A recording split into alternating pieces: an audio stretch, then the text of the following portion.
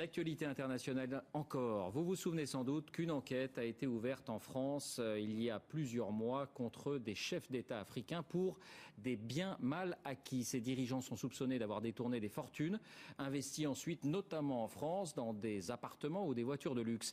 Eh bien, on apprend aujourd'hui que loin d'avoir cessé, ces pratiques auraient toujours cours, comme si de rien n'était. Loubna Anaki, Thierry Breton. Ali Bongo, Gabon, Denis Sassou Nguesso, Congo-Brazzaville, Théodore Nguema, Guinée équatoriale.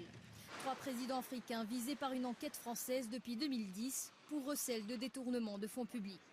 Au cœur du dossier, leur patrimoine.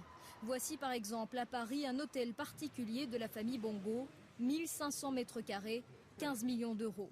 Mais selon les associations anticorruption, la liste des biens s'est allongée depuis le début de l'enquête. Premier cas, Ali Bongo. Il n'était pas encore président lorsqu'il s'est offert une Bentley.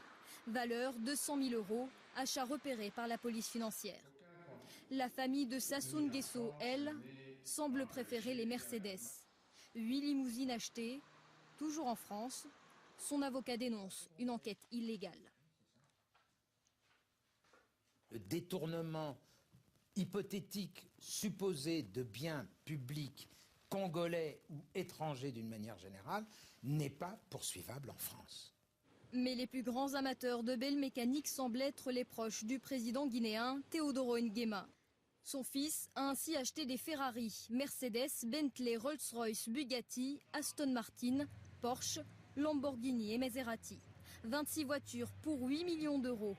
Le tout a traversé l'Atlantique par avion jusqu'au discret aéroport de Vatry dans la Marne, avant d'être réexpédié en Guinée équatoriale. La cellule anti-blanchiment de Bercy a même donné l'alerte sur des acquisitions massives d'œuvres d'art lors de la vente de la collection Saint-Laurent-Pierre Berger, 109 lots achetés, plus de 8 millions réglés par le fils du président. Le fils, il a 43 ans. Et c'est un industriel qui se développe, qui a décidé que son entreprise allait faire des développements dans l'art et dans d'autres éléments. C'est son problème, c'est son affaire. C'est une entreprise privée qui achète des biens.